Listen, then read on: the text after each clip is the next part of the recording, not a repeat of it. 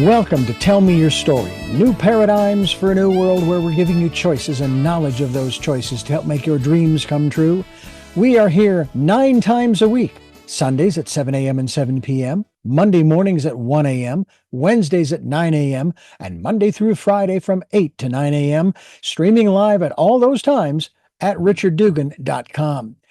We are on SoundCloud, iTunes, TuneIn Radio, Spotify, Stitcher, Player FM, as well as YouTube, where you can watch these conversations.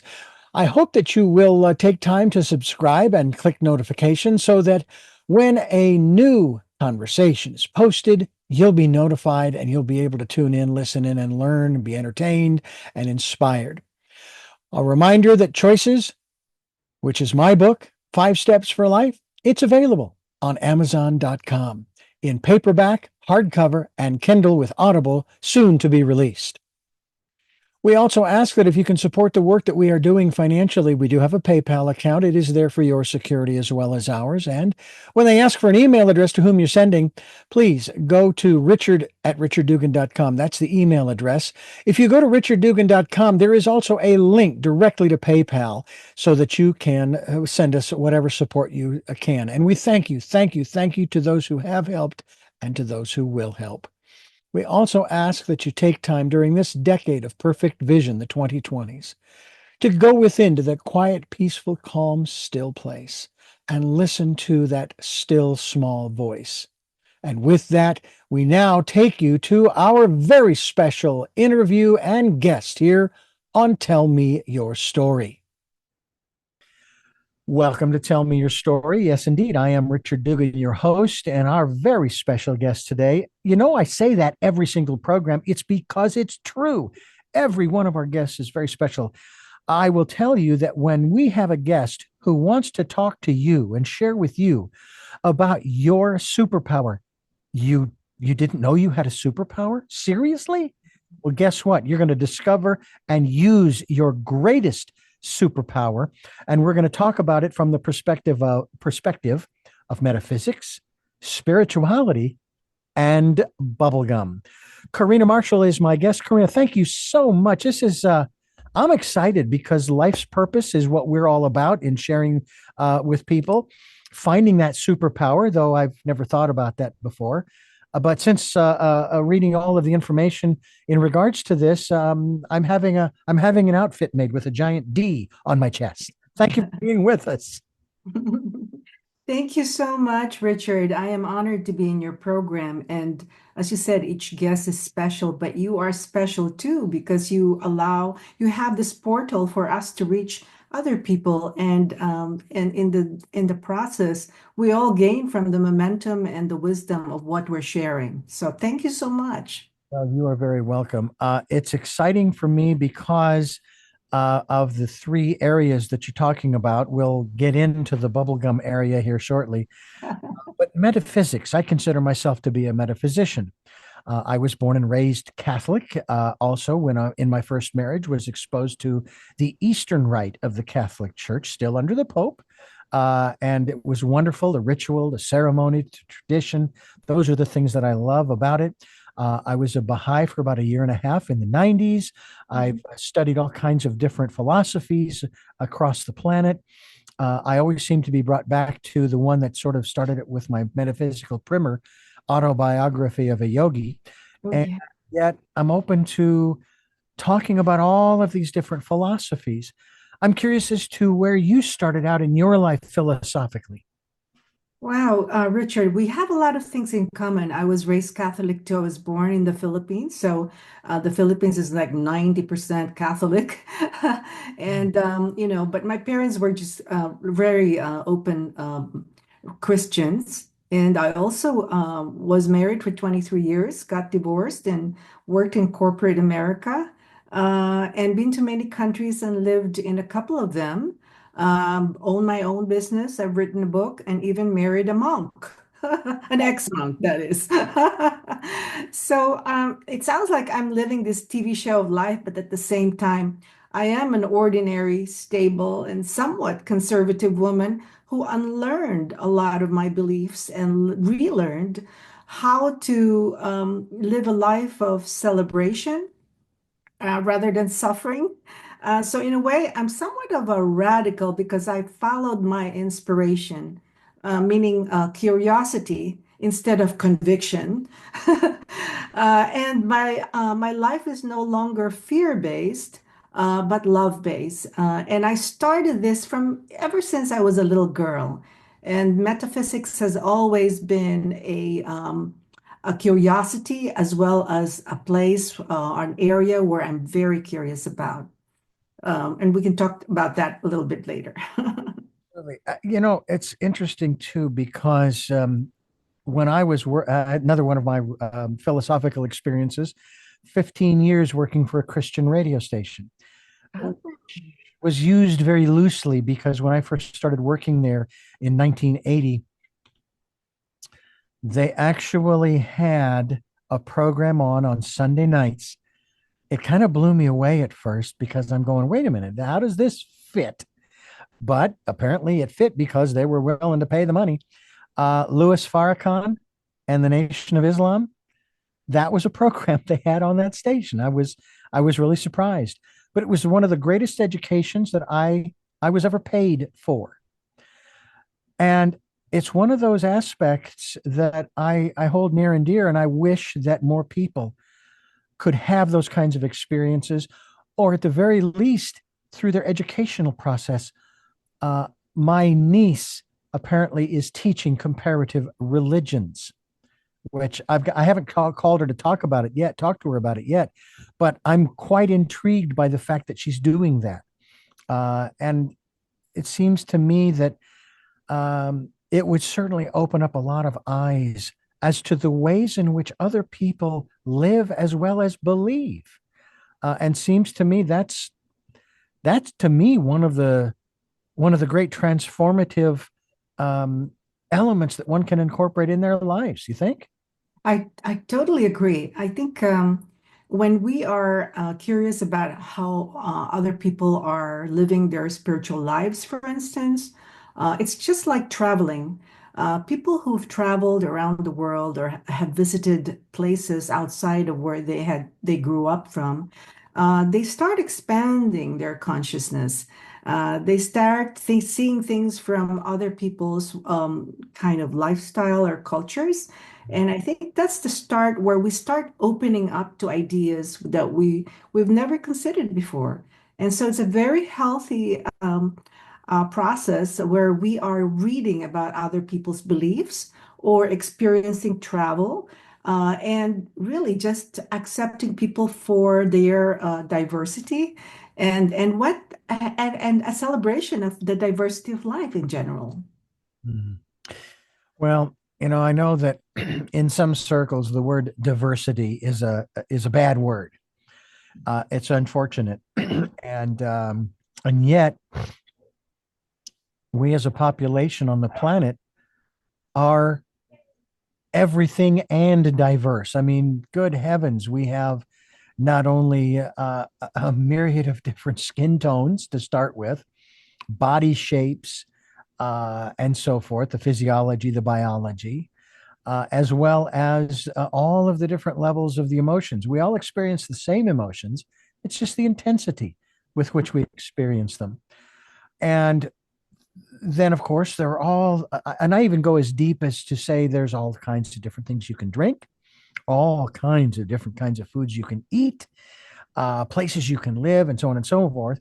And that's why it always struck me as strange and rather illogical that there was only one path, only one way to the divine, to God, to the source of all, the creator, et cetera, et cetera. Did you ever find that that was a bit of a paradox you couldn't quite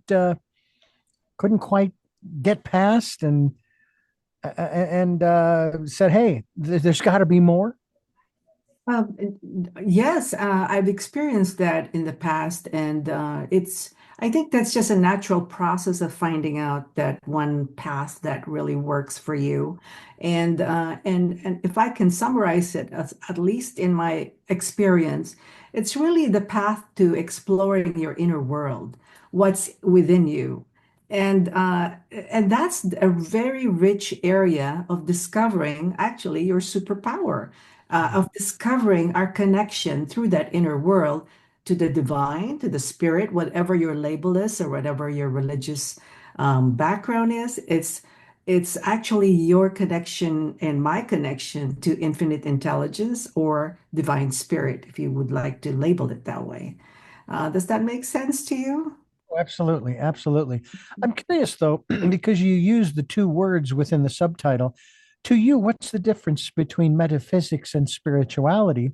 Because when I posed that word to some of these ministers and pastors and laity at the Christian station, I said, "Do you know that Christianity is metaphysics? Is metaphysical?" And they said, "Oh no, it's not." I said, "Do you even know the definition of the word?" Mhm. Thing that Jesus taught us about why we live the way we live had to do with metaphysics. Oh, well, what is that? Well, the definition is beyond the physical. Exactly. To me, metaphysical is beyond the five senses. We know what the five senses are. Another way to define metaphysics is something that's invisible or non-physical. Mhm. And to me, the metaphysical world is the world of energy. And everything is composed of energy. We all know Albert Einstein and his famous equation EMC square, that matter and energy are interchangeable, and that energy is never destroyed. So, in terms of metaphysics, by understanding metaphysics a little bit more, we realize that energy is composed of vibration. And since everything is vibration, we are all vibrating and we are all vibrational energy at the same time. Spirituality, on the other hand, incorporates the beliefs of certain groups of people. So, it could be directed towards a particular path, if you could call it that way, as opposed to metaphysics, which is just governed by some natural laws that would not change no matter what your definition of spirituality is. I am so continually intrigued by these different aspects of existence. Matter of fact, in the last interview that I did, we were talking about frequencies. And quite honestly, there's no difference between what you just described, energy, Mhm. and frequency, because energy has frequencies. um, on YouTube, for example, and of course, this is more uh, based on sound, there are a myriad of different videos, at least that's what they are, with a sound of a particular frequency, 536 hertz or 407. And then there are those who will even promote a specific frequency that's supposed to help you maybe to meditate or increase your brain power and those kinds of things, which I find fascinating. One of my guests on a regular basis on this program is Jonathan Goldman, and he Mhm. talks about that all the time. I mean, that's what he does. I mean, that's his thing. And so I think about that in terms, especially in terms of um, the the vibration of, let's say, the earth. I mean, that even if you were to be able to find a place on the earth that was quiet enough, you could hear, and some people have said they can hear the hum, that tone, that vibration of the earth itself. Mhm. Yes, yes. Frequency is just a label for a collection of vibrations. So, human beings, each one of us, we have what I call dominant vibration, which equates to your frequency. So, that's consisting of our thoughts, our beliefs, and some beliefs are silent, and our emotions or our feelings. So collectively, these three aspects create your vibrational manner. And that equates to your frequency, which attracts other frequencies or magnetizes it. Mhm. So the energy of each person has the capacity and capability to attract a desired outcome if we know how to manage our mind, our thoughts, manage our emotions, and also be more conscious of what our beliefs are. Are our beliefs limiting us or are they empowering us? It's defining those things that make us conscious in how we're vibrating a frequency that actually attracts and magnetizes the reality that we are experiencing. Mm. We are having a great conversation here on the program. Very special guest today, Carina. Excuse me, a little choked up there. Marshall, Carina Marshall, Carina yeah. Marshall. We're talking about discovering and using your greatest superpower as we continue here on Tell Me Your Story. I'm Richard Dugan, your host here on Tell Me Your Story, and Carina Marshall is my very special guest. We're talking about her work in regards to the book that she has released called Discover and Use Your Greatest Superpower, Metaphysics, Spirituality, and Bubblegum. We'll get into those categories in a moment. You say using your greatest superpower, which implies that we have other superpowers that maybe we don't even know about. Is that a fair assessment? It's a very fair assessment. I mean, I'm still in the process of discovering my full superpower, but I've discovered a little bit of it. And again, going back to the world of energy and that we are vibrational beings, and we're creating our reality. It's an important foundational assumption, or at least in my experience, it's my belief that there is always two aspects of each person. There is a Karina in the physical that's conversing with you, Richard, and there's a Karina in the non-physical, which is coexisting with where I am right now, as well as there's a non-physical Richard that's coexisting in the Richard I'm talking with right now. And in this non-physical version of us is in tune with divine intelligence, with infinite intelligence. And when we know how to go in our inner world and connect with that non-physical version of us, what I call tuning in to that frequency, then we feel and exercise our superpower because we get to put a different kind of lens to look at the world and a different kind of lens to conduct the next step or action in our decision making. It really works. Hmm. Um, the thing that intrigues me here, of course, obviously, the greatest superpower. Again, that there are others that we possess, and that we have always had. One of the questions that I have asked my guests early on in this series of programs, when we first started 17 years ago, I would ask three questions, which I'll be asking you at the end of this program. But those questions have changed over the years, and one of them was, "How powerful are we?" And I have concluded, rightly or wrongly, we are as we are more powerful than, and I use this in a very positive, shall we say, pacifistic manner. We are more powerful than a million atomic bombs that were dropped on Nagasaki and Hiroshima. We have so much power, we don't even realize the things that we can do. I take, and I know that a lot of people will base power on money, how much money they have in the bank.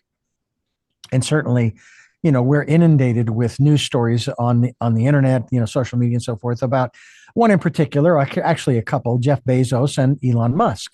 Supposedly they're worth, both of them are worth billions of dollars. And they're doing a lot of great stuff in the physical. Mm-hmm. I also take a look at those who are cloistered. You talked about how you said you married a monk, and there are people, men and women, all across this planet who cloister themselves away from the rest of society, and they spend their lives praying, meditating, toning, and so forth. Mhm. I often think of that as sort of the glue that is sort of holding civilization across the globe together. Because if they stopped, that civilization would, in to some degree, would sort of fall apart. That they are generating an energy that is, number one, moving us forward, but also sort of holding us all together. Do you think that's true? Do you think there's some truth to that? About the glue that holds us together. Through those activities of toning and meditating and praying and spinning Oh, prayer wheels and those kinds of things in these places around the world. oh yes, I see what you're saying.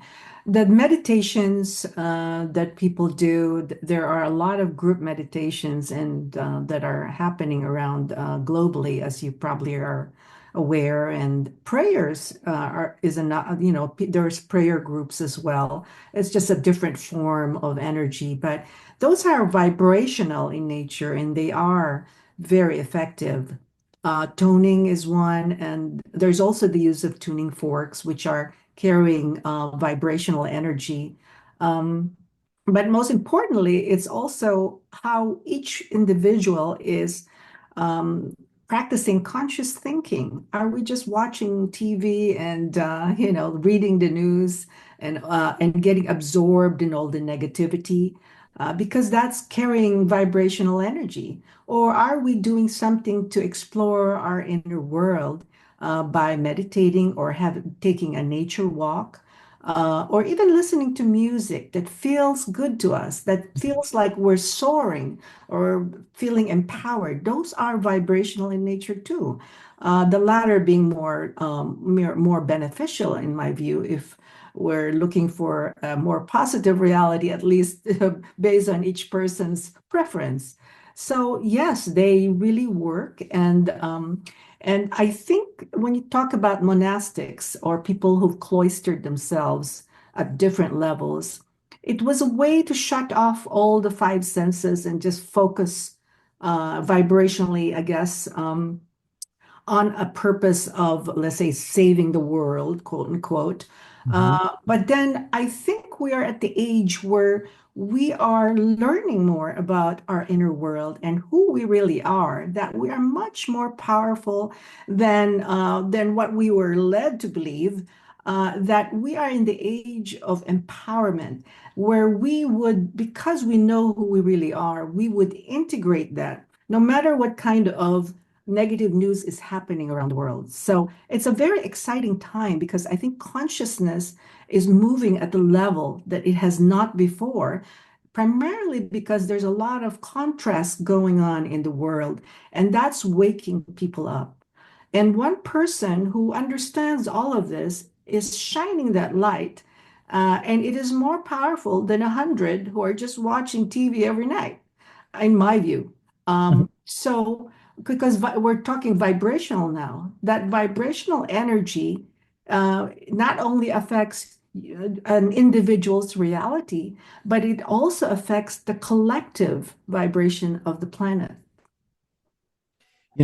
One of the real great examples of that is when we get wound up in a certain emotion based upon a particular event that's happening in our lives. And I find it fascinating that human beings at large don't seem to make the connection between their low energy. I am so tired. I got to lay down, take a nap. And they're emoting over, oh, how are we going to pay the bills? Or, oh my God, she broke her leg. We got to get her to the hospital. And you could list 100,000 different things. And and then again, they're surprised sometimes at how fatigued they are physically and Mm. mentally because of the emotions that they are expending. I have a friend who likes to say that the reason why we're here on this planet is because we're being used as fuel for some alien entities that they they they want us to be in conflict. It's the drama that generates the energy that keeps them alive. In other words, we are the equivalent of the fossil fuels that we burn in our cars and our generators and on and on and on. I don't know if that's true. It could be, but I'm sitting here thinking, wow, we're the ones who are all bent out of shape over slavery, and yet here we are. If you bought into that, Mm. they're enslaved because of that. I don't go there, but that's just one person's perspective. But at the same time, you offer in your book, Discover and Use Your Greatest Superpower, some practical aspects of these three different areas we're going to get into: metaphysics, spirituality, and bubblegum, which leads me to think there's some fun there too, I think, about that as we continue here with Carina Marshall here on Tell Me Your Story. I'm Richard Dugan, your host, and I thank you so much for joining us here on the program as we talk with Carina Marshall and talk about her book, Discover and Use Your Greatest Superpower. Carina, before we go any further, what is the website you want to send people to? The website of the book is unlimitedself.us or us. So, Unlimitedself.us. We will be linked to that website so people can find out more about the work. Now, I started out talking and having you discuss metaphysics, but I want to talk about as you talk about in your book, the 16 metaphysical tools. What are they? Maybe we can just, run through them very quickly. And are they put in any particular priority order, or are they put together in categories, 4 and 4 and 4 and 4, that kind of thing? Talk to us a little bit about these metaphysical tools. yes, before I do that, I just wanted to respond to what you were saying earlier that it is common practice, if we're not conscious about the tools that we can do metaphysically, to focus on, without knowing it, focus on a negative outcome that brings us down and makes us feel sad or depressed and all that. It's not repressing feelings. It's a matter of acknowledging the feeling, but at the same time, knowing that you can distract the mind to focus on something that is a better outcome that you prefer, contrary to the negative experience that you're experiencing. So I present in my book 16 metaphysical tools that will help a person's vibration shift from that negative energy that a person might be feeling towards something a little bit better until they can move their energy towards and create the momentum towards what they're desiring to achieve in their life. So I grouped the 16 tools into three areas. The first being the tuning in tools, because you have to know how to tune in first before you can practice it. And then we have the maintenance tools. And then I go on with explaining how each one could be maintained. But I just like to share the most, I guess, the simplest metaphysical tool, and it's nothing new. You've probably already been practicing it, and it's called the appreciation tool. Appreciation carries one of the highest vibrations in our lives, and by appreciating, you are shifting your energy towards something that's that's a higher vibration than wanting. Because when you appreciate, you're not saying, "Oh, I love this and I want this," right? You're just appreciating something for what it is. And that is vibrationally a very powerful shifting energy, a force actually. Mhm. And one tool is to that I tell my younger, like my daughter, because she likes to do a lot of photos in her iPhone, is to make a library and an album of one of the things, an album about the most wonderful experiences that she's had. That whenever she looks at the picture, she would smile, she would laugh, she'd feel good, and she'd probably even feel like, wow, I did that and never thought I could do. So that kind of album, whenever a person is feeling a little bit on the downside, can shift the focus a little bit by revisiting pictures because virtually you are vibrationally activating that kind of energy in the picture in your present moment. So that's just one of the simplest tools. And there's more, but we can talk about that, or you can get the book. Absolutely. And they can get that. It's available, I'm sure, at Amazon and all of the other locations, as well as through your website. Give that to us one more time. It's unlimitedself.us or US. Unlimited self is because we are all unlimited. If we just know how powerful each one of us is. Unlimitedself.us. Hmm. Well, I got to tell you, I am always looking for ways to make some improvements. Um, one of the aspects of all of this has to do with taking care of self, making sure that we do that, because if we don't, how are we supposed to help anybody else? Mm. And so, to me, that's extremely important to do. And so I remind you folks, unlimitedself.us again will be linked to that website as well, so that you can find out more about how to discover and use your greatest superpower through metaphysics, spirituality, and bubblegum as we continue here on Tell Me Your Story. I'm Richard Dugan, and we are talking about some fun stuff, I'd like to think, with Carina Marshall, and we're talking about how to discover and use your greatest superpower. Talk to us. We'll jump now into the fun stuff. Talk to us about this aspect of what does bubblegum have to do with our superpower, other than getting it stuck on the bottom of our shoe? Well, when I was a kid, I loved bubblegum, and between you and I still do. Well, bubblegum to me, just like chewing gum, represents a very relaxing thing to do, and you're not thinking of anything.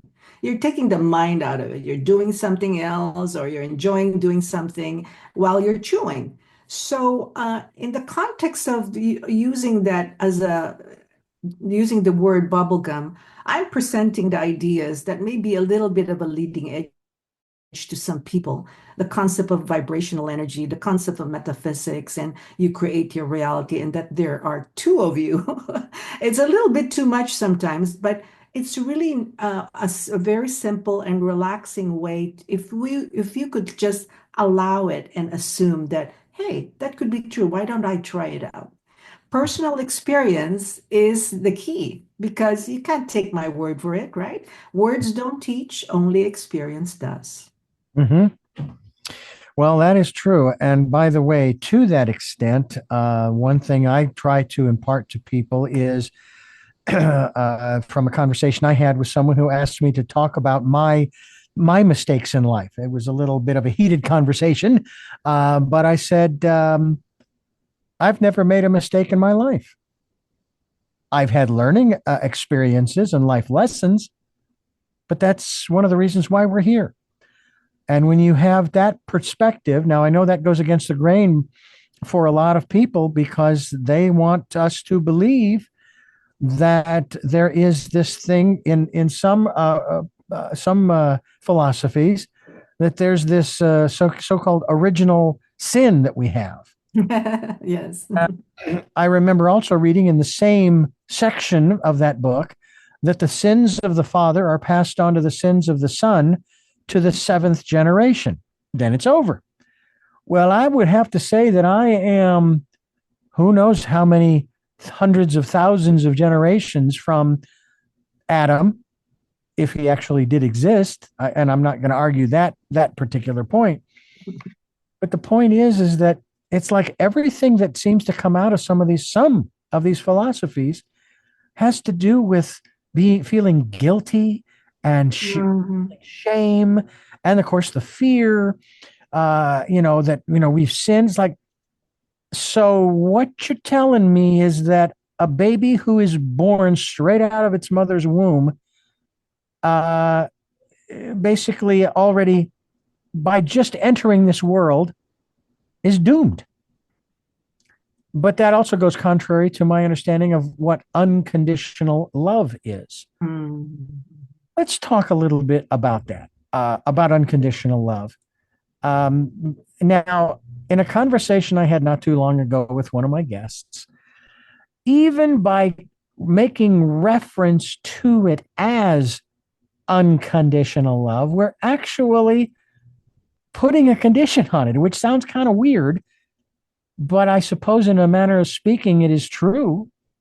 But let's talk about what that really is for us who choose to believe that there is a creator, a divine planner or designer, and what have you.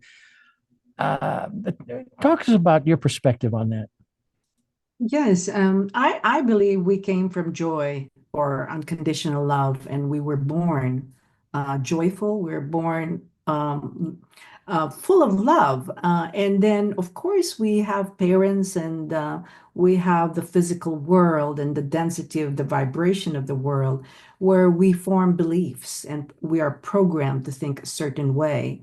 Mhm. And that's natural because we want to be safe, and we our parents want to nurture us and give us good lives, so to speak.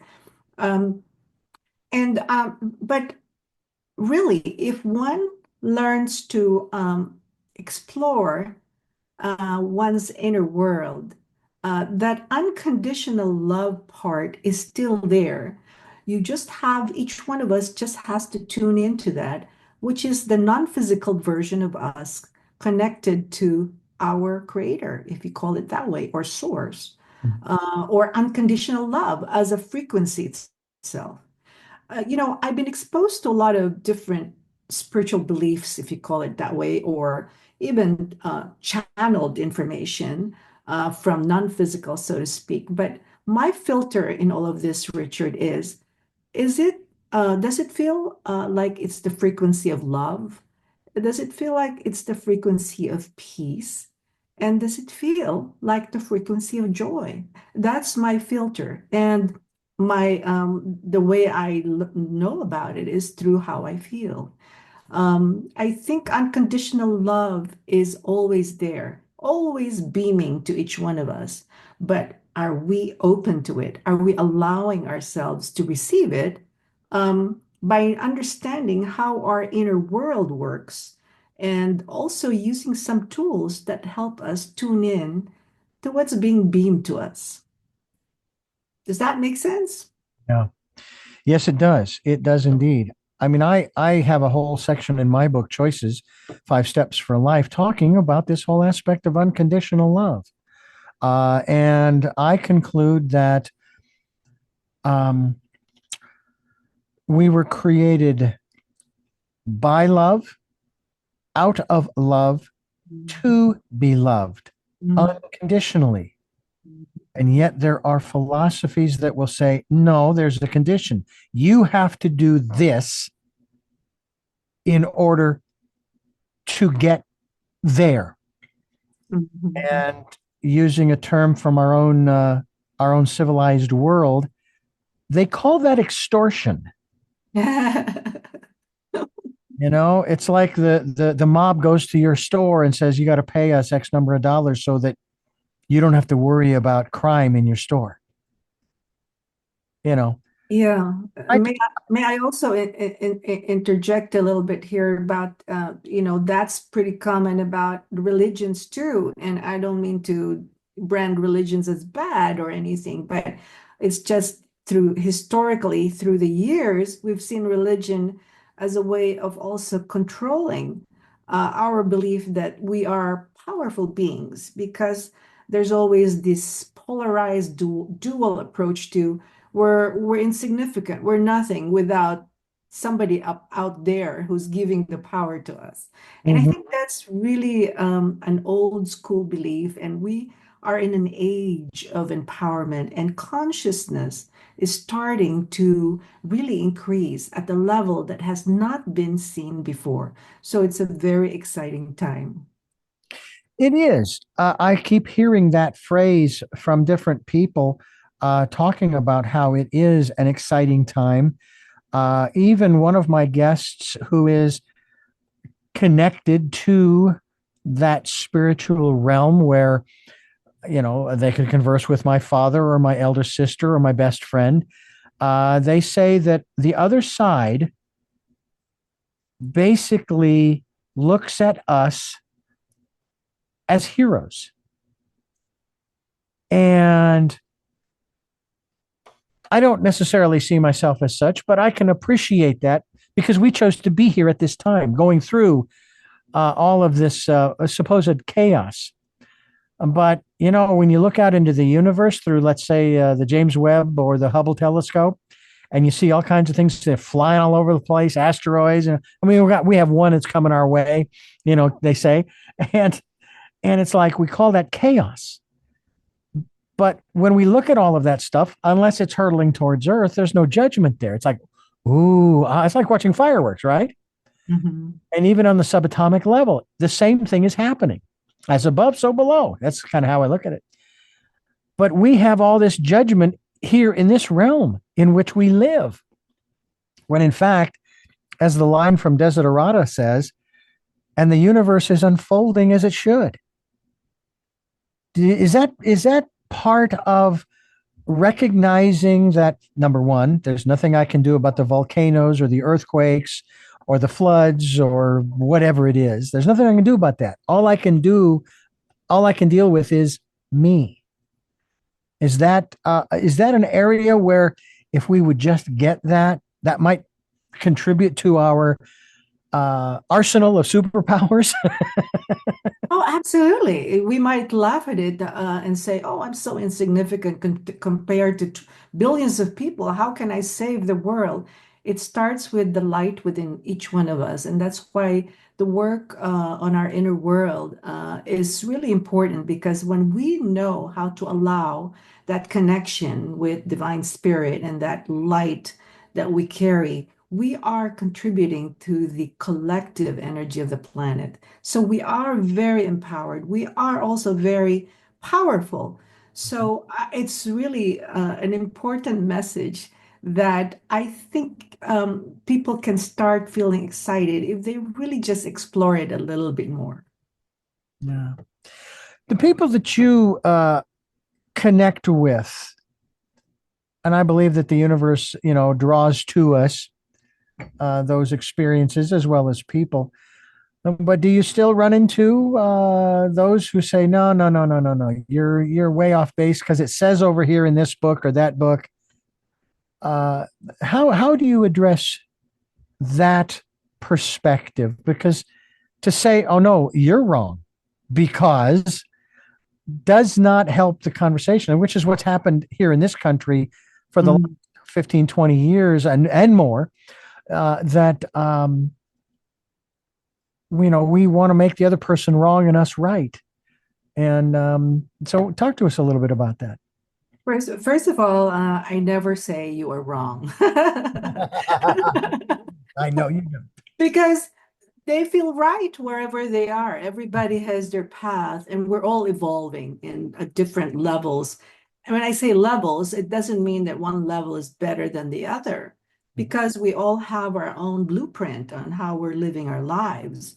Um, I think it's just really important to again, that's why I wrote the book. I wrote the book during the pandemic lockdown, and it just kind of came out of me. I had no ambition about writing a book or anything of that sort, but I had been practicing what I wrote in the book, and I said, well, I think it might be helpful if I share how I view things, instead of what I hear from my friends, how depressed they are. Some of them even think it's the end of the world kind of thing.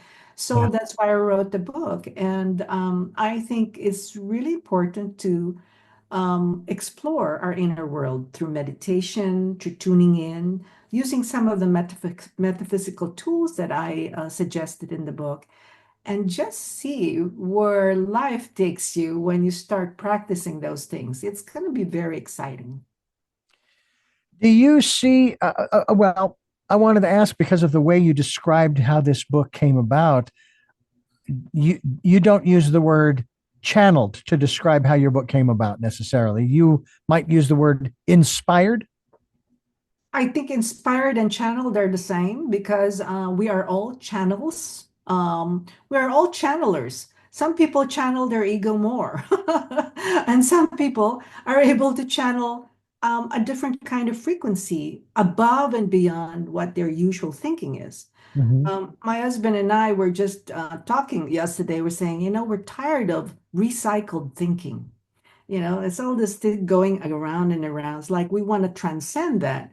Mhm. And in transcending that kind of recycled thinking, we get to discover that there is so much out there, a bigger, grander perspective that actually feels exciting and more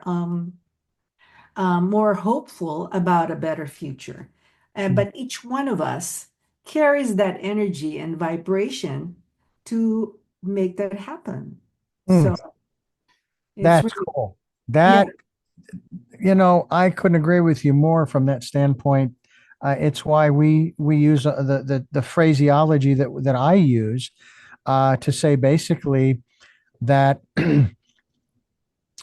we're looking for those new ways of living because the old ways don't work. Just look around you. They aren't working. Not for everybody. Now, that's not to say that, we start getting into a whole nother realm here, where, well, if the universe is unfolding as it should, then the people who aren't doing as well as some of these other people, well, that's the way the universe is. You can't fight the universe. But at the same time, there is an aspect of helping people um, to raise their consciousness and that of the world. The best analogy is, and this applies more like, for example, if you're working somewhere, you're walking up a ladder, and you have someone above you who has their hand down to help you up. You, in turn, have a hand down to help up the person below you, and that's to me, that's really what we're talking about here is helping and supporting one another. Each person, though, has to choose the kind of life that they want to live. I'll be honest with you. I never expected to be living in Santa Barbara, California, one of the most expensive places on the planet to live. And I've been here for 18 years and been loving every minute of it. Yeah, there are challenges. Sure. So, but if I was still back in Phoenix, there would be challenges. Or if my wife and I were to move where we really want to move, Ireland, there'd be challenges there too. But there would also be wonderful experiences to have, Mhm. and so there is a certain, I don't know if it's a paradox or dichotomy, what have you, in that mindset that I want to change the world, Carina. I want to change the world. Yeah, but my vision of what the world should be changed to is going to be different from yours or the next person or the next person. And I guess that's where we have to acquiesce and say, okay, universe, what do you want? Where do I go? What's next? I think that yeah, I'm with you, Richard. I think that when we realize and tune into our superpower, we realize we are actually elements of love and we can practice unconditional love. It might sound too perfect. Unconditional, what do you mean? I'm gonna I'm gonna love this person that I didn't vote for. And he's like, whoa. Um, but what I mean about that is that we can vibrate in a way that we are transcending what's happening in the physical world, and and even us. As simple as when you're checking out in the grocery store and there's this cashier who you know is not happy with their job and he doesn't, and they don't even look at you, and you just feel their energy that they're not happy where they are. Yeah. Even just engaging them in a pleasant conversation or something that activates that love or that connection with that human being, it always has worked for me. And I feel really good when I'm able to do that because I feel at that moment I was sharing my light, and not that he doesn't have his own. I was trying to activate it, and in that moment, it activates his light too. So there are many situations where we can practice what I label unconditional love in so many different little things, and it makes the world of difference because we are in essence, collectively, contributing collectively to a better energy for the planet. And let's see what happens. We're talking with Carina Marshall. Discover and use your greatest superpower, metaphysics, spirituality, and bubblegum. And we'll talk more about all of these elements as we continue here on Tell Me Your Story. I'm Richard Dugan, your host for Tell Me Your Story with Carina Marshall. And the website, ladies and gentlemen, unlimitedself.us. That's unlimitedself.us. You can go there and find out more about what she's doing, and as well order a book that's, I'm sure, available on Amazon as well as other outlets. And we certainly hope that you will get a copy of it. The elements that you reference, and we've talked a little bit about the metaphysics and, of course, the bubblegum and spirituality. You do you find you used that description just a few moments ago of changing the vibration or frequency of a particular situation, the dynamics, if you will, by shifting your vibration. You are you able to stay in that state longer as time goes on? It sort of becomes more a second nature to you. That's kind of like with me and my intuition. The more I listen and follow the promptings and trust, Mhm. um, the more I don't have to think about it. When an impression comes, when a prompting comes, I just do it because I know I can trust it.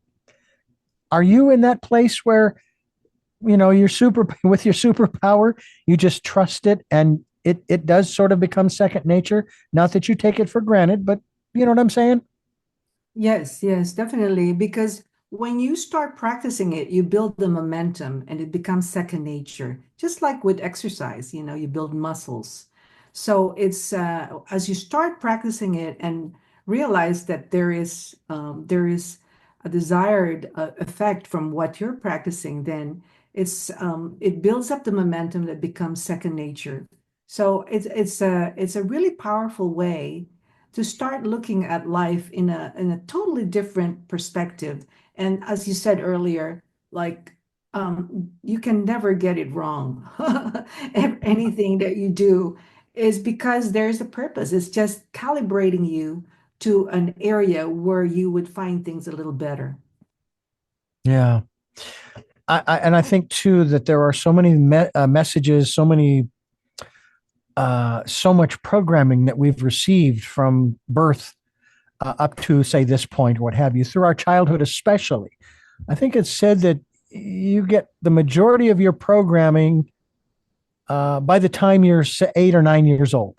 That's right. Yeah. You know, Heard that too.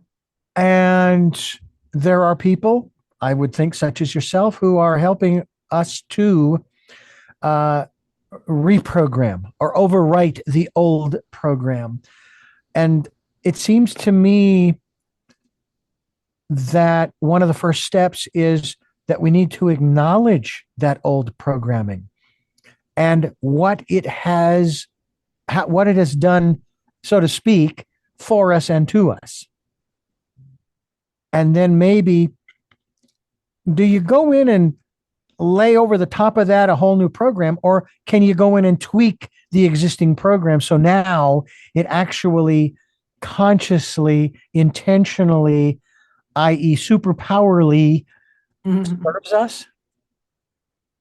Well, once you've cracked the cosmic egg, so to speak, and you start popping out from that fundamentalistic belief system, which is kind of one-dimensional, then you realize that there's a whole inner world that you have that's very exciting. And again, it's like Westerners, we're proud, even though I'm Asian in ethnic, but I grew up, most of my time here in the US. So Westerners are proud, we're proud of our monotheism, believing in one God. And, it's Mm. even in our dollar bill, in God we trust. That's fine. Mhm. And yet most of us Westerners don't believe in oneness.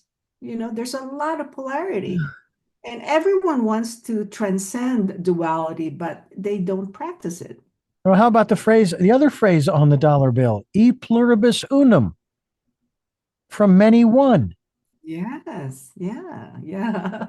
I paraphrase, but it's like, hello. That's right. I mean, and well, like 30, 40 years ago, I remember when I first heard the phrase, we are all one, I started questioning, like, what does that mean? You mean, Osama bin Laden, who destroyed two of buildings and killed a lot of people. I'm one with this person. I could not understand it, but I only bring that example because when people ask questions about that, primarily those that question their beliefs, that's a very good start because you start becoming aware. You become aware that, oh, I had this belief before, but I'm discovering something new about this belief that may not hold up anymore. And that's part of the expansion of our consciousness, which is a very exciting time. It truly is. I sometimes think about the time in which I live today. We're in the 21st century. I went through a guided hypnosis called LBL, or Life Between Lives, where they took me back. The practitioner took me back to my previous life before this one, to my through my death, and to that space between that lifetime and this one. Now, first of all, I loved the life that I was living in the previous life. It's not that far off from this one. Not that I was in broadcasting per se. I was a farmer or rancher, Wow. and I knew everybody, and it was great. And then one day I decided it was time for me to leave. So I go out, I sit out on my porch, put my feet up on the rail in front of the house there, tip my hat back and say, it's been a good life. And I just left. Wow. And it's like, wow, okay, could we learn how to do that? I mean, because, it would be so much easier than the fear Mhm. dying. But that experience between the lives that is talked about by Dr. Newton in his many books Mhm. about life between lives research was fascinating to me because it sort of gave a clue as to how came into this lifetime with what we do have, you know.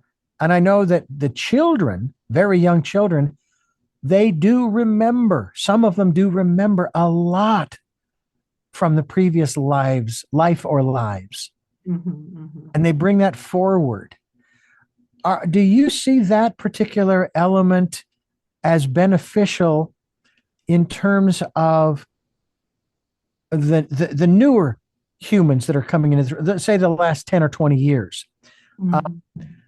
they are bringing forth a lot of this, so we'll call it ancient knowledge and wisdom that we all need to impart or take part in, or I like to use the word we should grok from Stranger in a Strange Land and assimilate so that we can really affect change within ourselves that then I'm grateful for this aspect as that then changes the world around us. Mhm. Well, as I mentioned earlier, since we are all energy and energy is never destroyed, when we physically die or leave the world, we are just changing in form. So, lives between lives, reincarnation, and non-physical beings. I mean, in my experience, I truly believe that while we're here in the physical world right now talking to each other, there is a non-physical part of me that's also out there. Um, in the non-physical part of reality Mhm. that I can tune in, which is basically the message of my book, which is how you discover your superpower and you transcend uh, the limitation of time, space, and form, and look at your life as if you're witnessing it while you are still here. And I think that's the integration that we all need, and that most yogis actually practice, where you could operate in the world of business, earning money and sending the kids to school, but at the same time have this big perspective that you are also witnessing yourself and incorporating that we are really beings of light, of love, and that we can practice that and integrate that in every level of our interaction and even our taking care of ourselves, which is also very important. You mentioned earlier about taking care of the self, and some, like you, I was raised Catholic, so there's all this guilt feelings about, oh, that's too selfish, and don't do that. You have to think of others. So I grew up as an Asian, pleasing other people and thinking, oh, what will they think? But when I say take care of yourself first, the self is not just your physical self. The self also includes your non-physical self, your connection with your divine spirit. And in that perspective, you are taking care of your whole self, which are beings of light. We are beings of love. Yeah.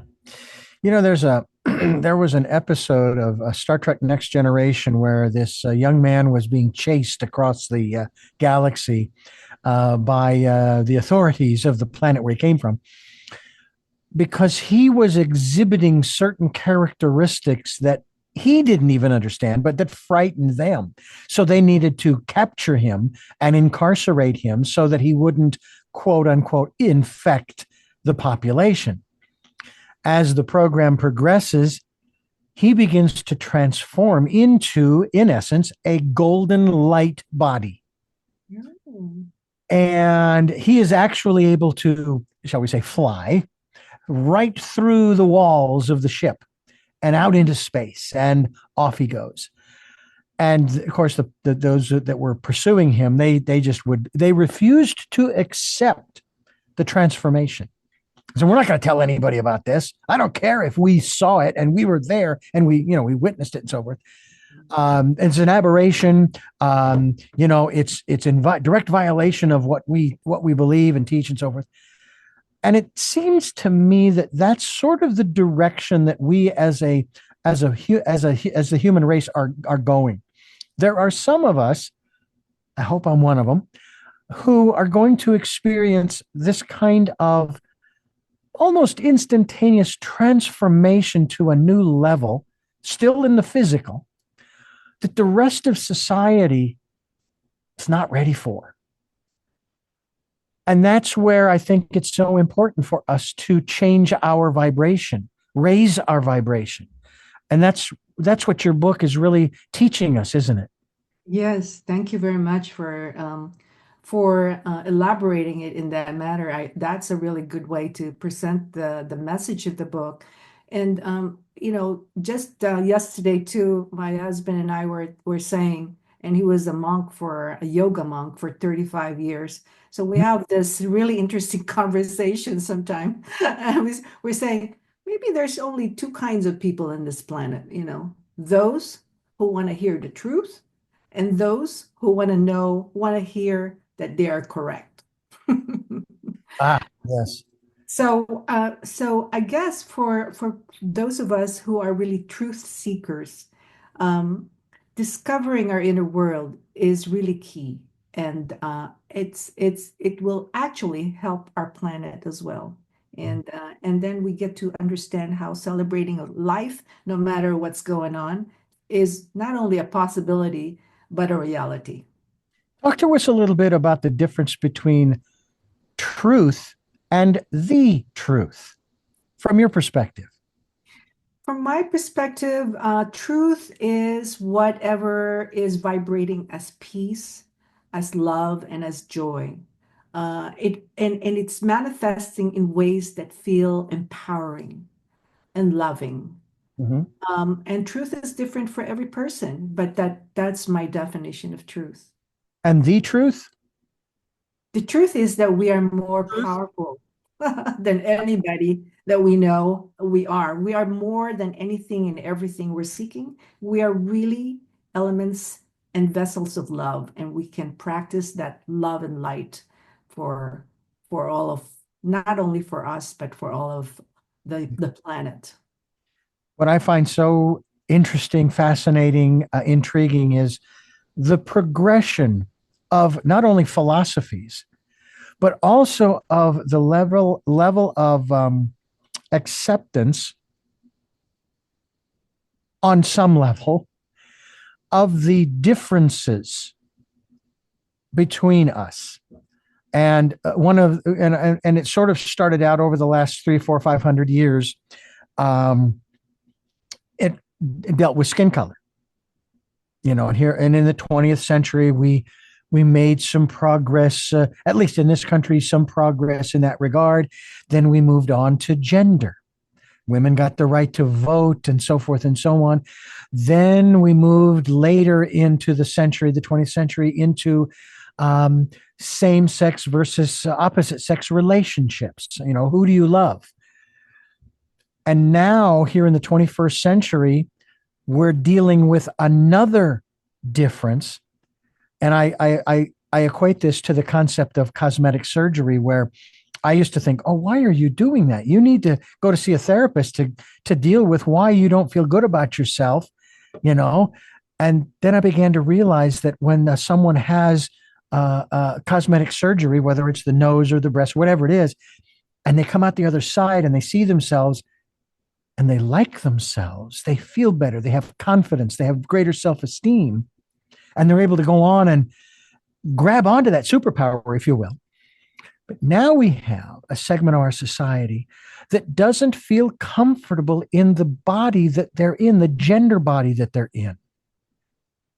That seems to me like this next level that we have approached, and there will come a point at which there will be a certain level of acceptance. I don't know what the next level will be. Well, maybe it will be the example from the Star Trek episode I mentioned. But it feels like, Carina, like we are making progress, and you and I, we just have to keep doing what we're doing with our vibration, and be patient, and let the universe unfold as it should. What are your thoughts in that regard? Yeah, well, we are making progress. I mean, I wouldn't have been able to write my book if it was like 100 years ago. I could have been burned in the stake.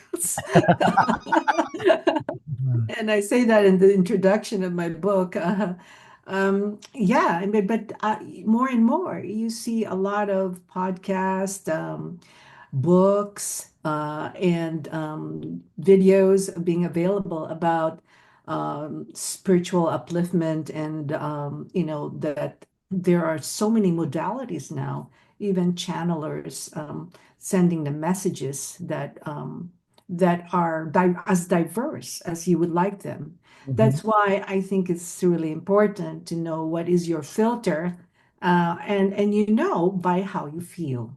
I Yeah. think our feelings are directly connected, which is through our intuition, that is directly connected to the non-physical part of us, that is actually linked to your creator, or if you call it source, or divine spirit. I call it the unlimited self, which is really part of us.